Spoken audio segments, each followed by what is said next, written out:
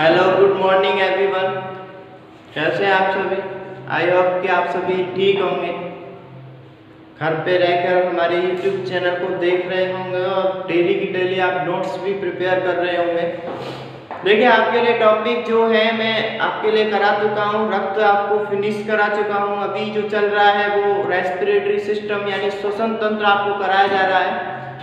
कल मैंने कहाँ तक बता दिया था आपके लिए? मैंने कल आपके लिए बता दिया था कि नोज का क्या काम होता है, उसके बाद बताया था फेरिंग्स यानी ग्रसनी का क्या काम होता है, उसके बाद बताया था एपिग्लोटिस यानी घाटी का ढक्कन क्या होता है, फिर बताया था श्वास नली के ऊपर लैरिंग्स क्या होता है, सेरिंग्स क्या होता है ना, वॉइस बॉक्स किसे कहते हैं, उनकी क्या क्या स्वर रज्जु की लंबाई क्या क्या होती है, मनुष्य के अंदर ध्वनि का निर्माण कैसे होता है, एडम्स एप्पल क्या होता है, ग्लोटिस यानी घाटी का वो आदम यानी द्वार का ढक्कन क्या होता है। इन सारी चीज़ों के बारे में मैं आपको एक्सप्लेन कर चुका हूँ। आज हम देखने वाले हैं कि जो श्वास नली आपको बताई थी वो अब विभाजित हो जाती है दो पार्टों में। यानी अब हमारी जो एयर है जो हमने ब्रीथ यानी सांस के रूप में ली है, अब वो कहाँ पहुँचने वाली है? फेफड़ों के अंदर पहुँचने वाली है। और आप सभी जानते हैं कि श्वसन तंत्र के अंदर जो फेफड़े ही होते हैं मेन होते हैं। यानी मुख्य अंग कौन होता है, मुख्य श्वसन अंग कौन होता है? वो होते हैं लंग्स, होते हैं हमारे शरीर के अंदर। ठीक है, तो उसके बारे में पूरा का पूरा स्टडी करने वाले हैं कि व्हाट इज लंग्स यानी फेफड़े होते क्या हैं, फेफड़ों की क्या क्या संरचना के बारे में बताएंगे कि संरचना कैसी होती है, कौन सा फेफड़ा छोटा कौन सा बड़ा होता है, फेफड़ों की क्रियाविधि क्या है, फेफड़ों के अंदर कोशिकाएं कैसे ब्लड को शुद्ध करती हैं, ये सारी चीजें आपको बताई जाएंगी। तो मैं यहाँ पर एक टॉपिक डाल देता हूँ, फेफड़े। नेक्स्ट ऑर्गन है, ठीक है। ये लैरिंग्स के बाद का ऑर्गन आपको बताया जा रहा है ना, लैरिंग्स के काम के बाद का ऑर्गन है। चलो इसके बारे में स्टडी करते हैं। इंग्लिश में इसको क्या बोलते हैं?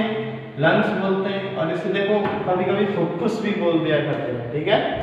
ठीक है। स्टार्ट करने से पहले भाई आप सभी को बता देता हूँ कि हमारे सब्सक्राइब इंक्रीज हो रहे हैं और थैंक यू कि आपने हमारे लगभग 400 सब्सक्राइब बढ़वा दिए हैं। उससे होगा ये कि ज़्यादा से ज़्यादा वीडियो शेयर हो जाएगी तो ज़्यादा से ज़्यादा स्टूडेंट हमारे चैनल को पसंद करेंगे और अच्छे से पढ़ सकेंगे, है ना।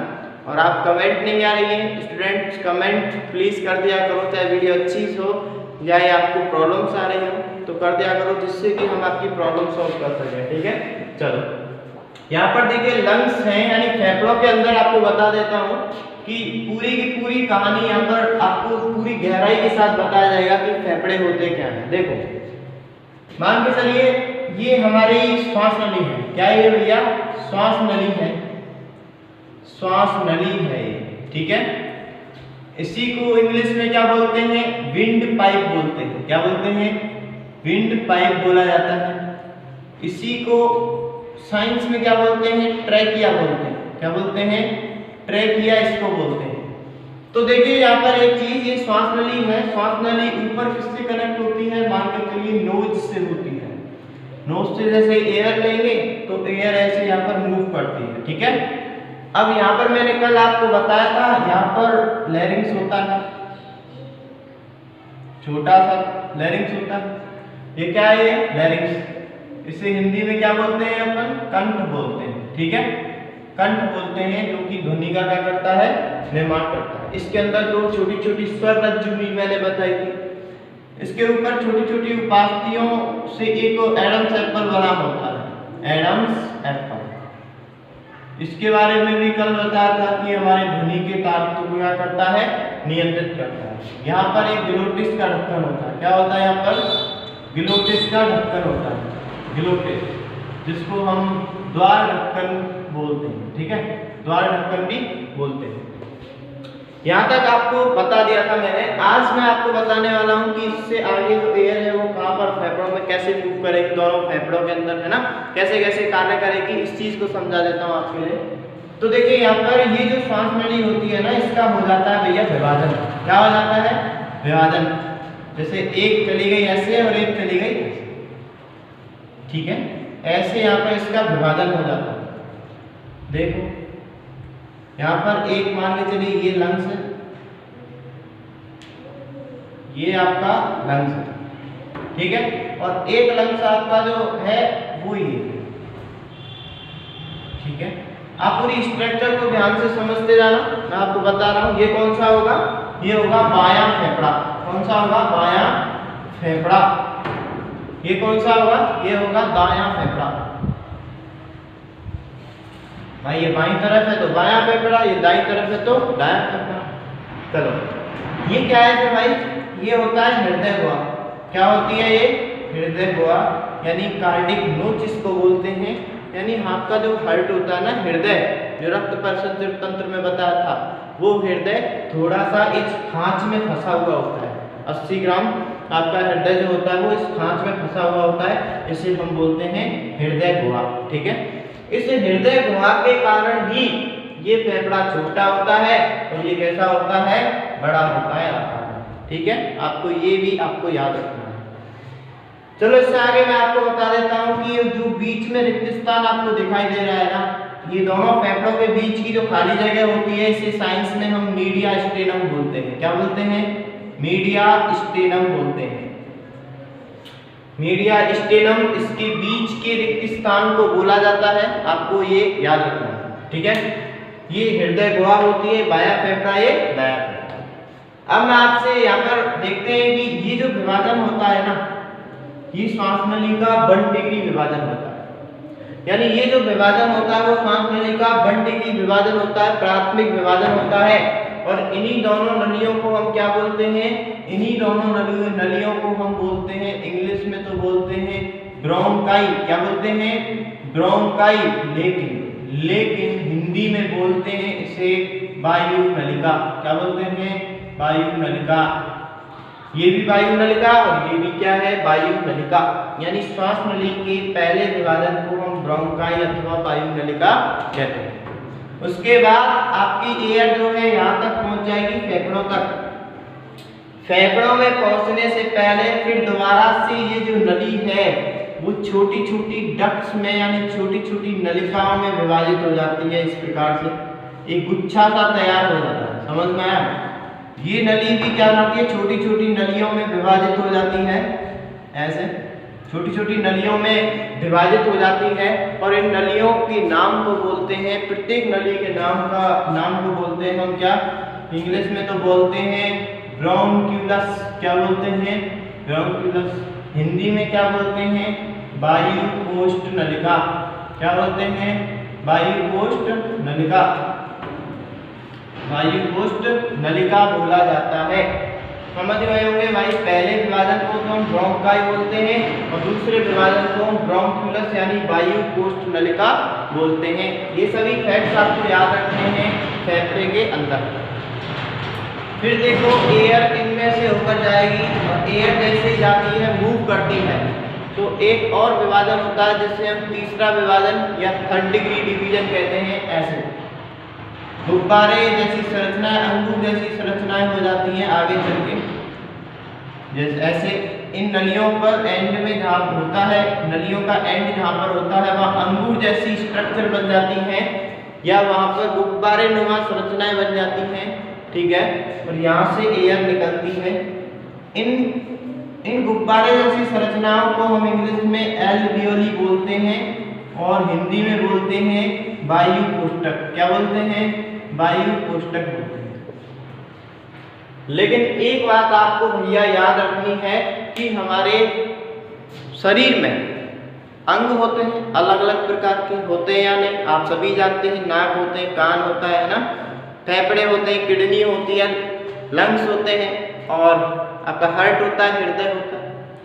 तो प्रत्येक जो अंग होता है वो कोशिकाओं से मिलकर बना होता है। उसी के अंदर कोशिकाएं ही तो उसका स्ट्रक्चर तैयार करती है, ढांचा तैयार करती है और कोशिका का काम ही उसमें काम करना होता है, ठीक है। तो अब ये फेफड़े हैं तो क्या ये कोशिकाओं से नहीं मिलकर बने होंगे? बने होंगे भैया।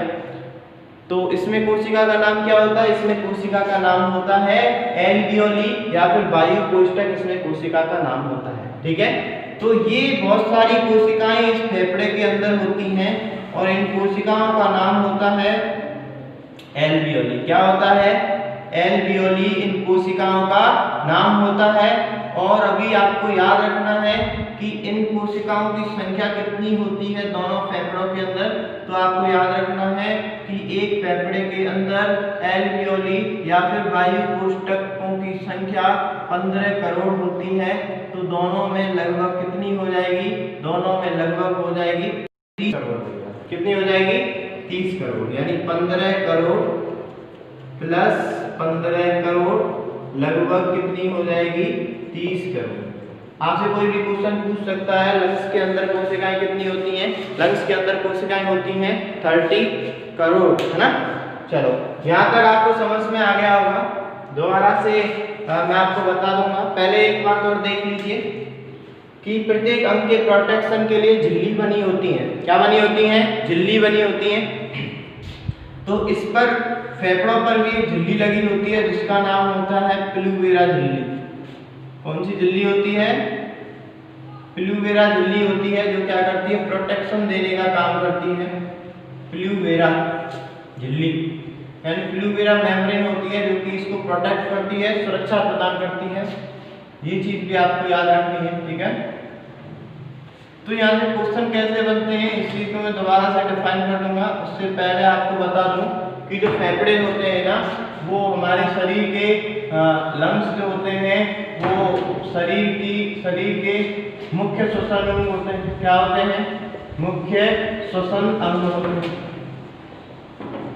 ठीक है, और जो लंग्स होते हैं ना, दोनों लंग्सों का जो वेट होता है ना, दोनों लंग्स का जो वेट होता है, लंग्स का जो वजन होता है ना, वो होता है 1.3 kg।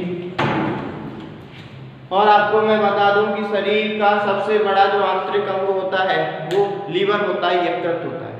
लीवर का वेट 1.5 kg होता है, लगभग 1.5 किलो होता है।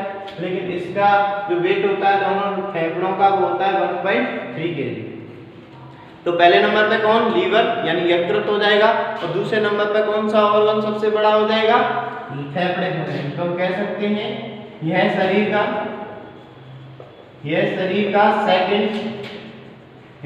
का सेकंड सबसे बड़ा आंतरिक अंग है, आंतरिक अंग होता है। इसका कलर कैसा होता है? कलर कैसा होता है भैया? इसका पिंक कलर होता है। पिंक यानी गुलाबी होता है। ठीक है, इसकी कोशिका का नाम क्या होता है? कोशिका का नाम होता है क्या? एल्वियोली होता है, जिसको हम हिंदी में क्या बोलते हैं? वायु कोष्ठक बोलते हैं। ठीक है, ये सभी चीजें आपको नोट करके रखनी है, यानी याद रखनी है। ठीक है, फेफड़े का काम क्या होता है? फेफड़े का काम हमारे शरीर में ब्लड को शुद्ध करने का काम होता है फेफड़ों का, यानी गैसों के आदान प्रदान से रक्त का शुद्धिकरण करते हैं फेफड़े।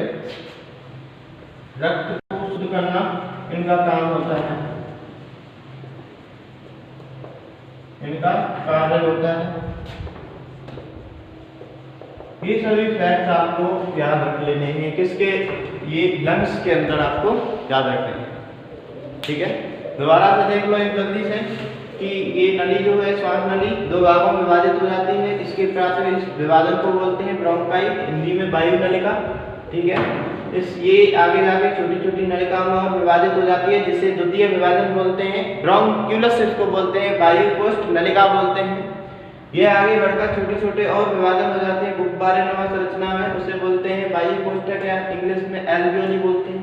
ये हमारे फेफड़ों की कोशिका होती है जो कि मेन होती है। ठीक है, ये पिलुवेरा झिल्ली इस पर लगी होती है जो कि इसको प्रोटेक्ट करने का काम करती है। इसे क्या करती है? इसे प्रोटेक्शन देती है, सुरक्षा प्रदान करती है। दोनों फेफड़ों के बीच के स्थान को मीडियास्टेनम कहते हैं। ये जो लंग्स होता है छोटा होता है, ये बड़ा होता है। इस लंग्स में हृदय गुहा पाई जाती है, इसी के कारण ये छोटा होता है। ठीक है, ठीक है, इसमें एल्वियोली की संख्या 15 करोड़, इसमें 15 करोड़, इसमें टोटल कितनी होती है? 30 करोड़ होती है। टोटल 30 करोड़ होती है। लंग्स शरीर का मुख्य श्वसन अंग होता है। ये सभी फैक्ट्स आपको नोट डाउन कर लेते हैं। अभी आपको देखना है अभी आपको देखना है इससे अगला कि ये एल्वियोली होती क्या है, यानी एल्वियोली के बारे में देख लेते हैं।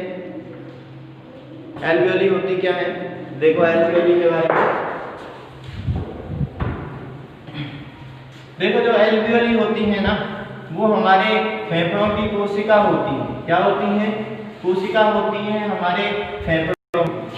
देखो जो एल्वियोली होती हैं यानी वायु कोष्ठक जिसको बोलते हैं, वायु कोष्ठक, वायु कोष्ठक, तो ये क्या होती है? फेफड़ों की इकाई या सेल होती है। ठीक है भाई, ये एल्वियोली जो होती है इसे श्वसन तंत्र की इकाई कहा जाता है। श्वसन तंत्र की इकाई कहा जाता है। क्यों कहा जाता है? क्योंकि ये इतनी मेन होती है कि यदि ये एल्वियोली रक्त में यदि ऑक्सीजन नहीं मिलाती हैं तो रक्त शुद्ध नहीं होगा, शुद्ध नहीं होगा तो व्यक्ति की मृत्यु हो जाएगी। ठीक है, तीसरी बात करते हैं, संख्या कितनी होती है? लगभग 30 करोड़। अभी बताया था आपके लिए 30 करोड़। ये एल्वियोली जो होती हैं वो कार्य क्या होता है इसका? गैसों को आदान प्रदान करके या